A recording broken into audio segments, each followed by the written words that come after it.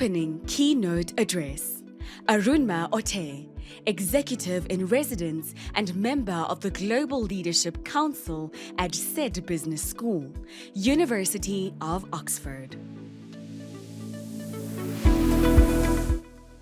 I'm delighted to welcome you to the 2025 Future of Education Summit. Let me start by expressing my sincere appreciation to Dr. Rakesh Wahi for asking me to give the keynote this year. Commendation, Dr. Wahi, to you and your team for this summit, which is in its 11th edition. Well done also for walking the talk over the years and pioneering cutting-edge initiatives that broaden access and showcase high-quality education.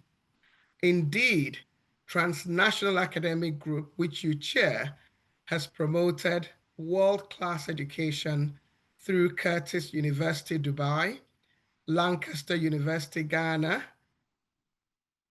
TAG College, Nigeria, TAG My Future, and the ABN Training Institute in South Africa. You also recently set up an artificial intelligence and robotics lab in Ghana. It is the first of its kind in West Africa, with the objective of integrating AI into all education. Education is a key instrument for national progress, and I believe it offers individuals, companies, and nations the highest return on investment. I've always known this, given the role education played in transforming my life. Over the last 6 years, I've also had the opportunity to closely observe the value of education from the perspective of an academic in University of Oxford. I'm also a board member of King's Trust International, a youth charity founded by His Majesty King Charles to tackle the global crisis of youth unemployment. Its mission is to empower young people to learn, earn, and thrive. In my role as a board member of King's Trust International, I've seen the value of innovative approaches to helping young people develop workforce-ready skills and the confidence to succeed and contribute to a more sustainable world. I've also seen the transformative power of business school education, both from the great work we do at Side Business School and through my role as a board member of the Global Business School Network. I'm even more convinced about the value to Africa of modernizing its approach to education as a priority. As President Nelson Mandela famously said, education is the most powerful weapon which can be used to change the world. This quote emphasizes the transformative potential of education and its ability to drive positive change in society. I believe, therefore, that we should be more deliberate about using education to unleash Africa's potential.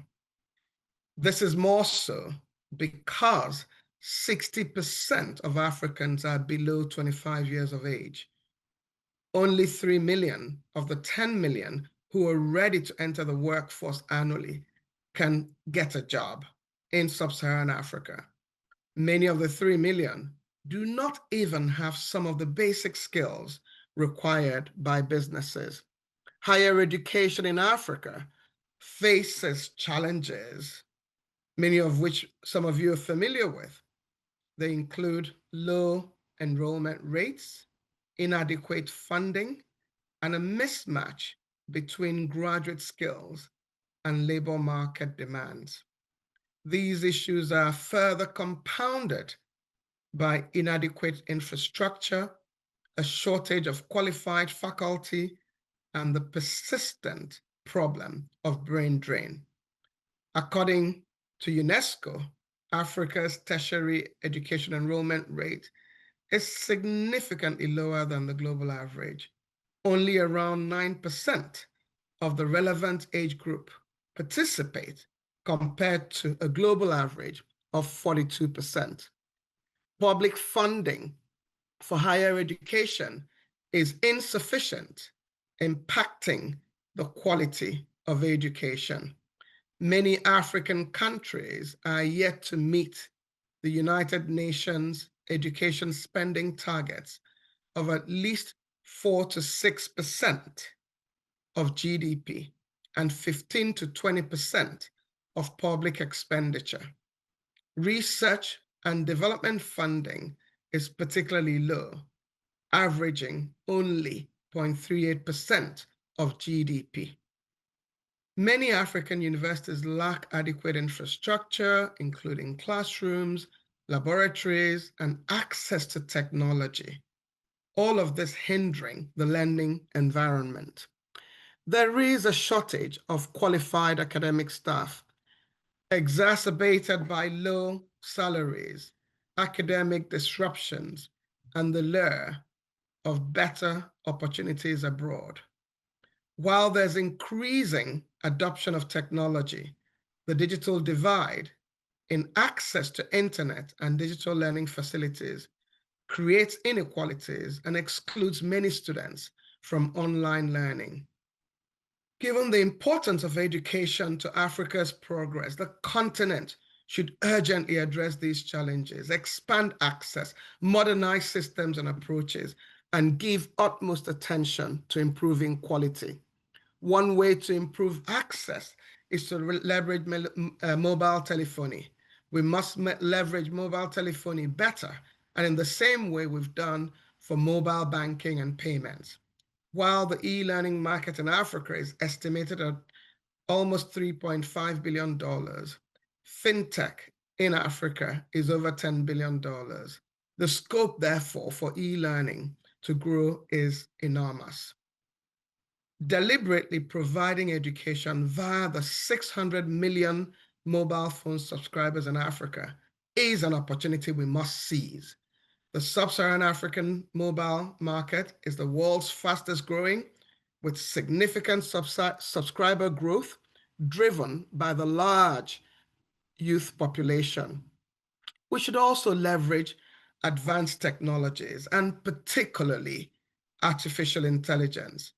Artificial intelligence is today considered one of the most powerful tools ever invented. Africa must take a front row seat in leveraging AI, artificial intelligence, for education. We can start by using artificial intelligence to develop personalized learning with intelligent tutoring systems. We can also use it to automate administrative tasks like grading to free up faculty time. We can enhance access through tailored infrastructure and also local language platforms. We can improve faculty and student digital literacy through targeted training programs. Africa must also ensure that education is meeting the needs of the workforce. There is often a disconnect between the skills provided by many higher education institutions and the needs of the labor market.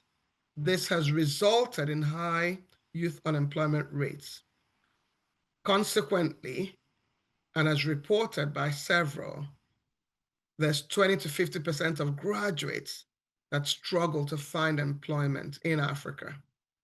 We must therefore focus on curriculum that is relevant to business, curriculum that promotes problem solving, critical thinking, creativity, and of course, STEM, science, technology, engineering, and mathematics. This is doable given that a nation like China graduates what I understand is more than 1.5 billion engineers annually. Strategic partnerships between universities, governments, and the private sector are also critical.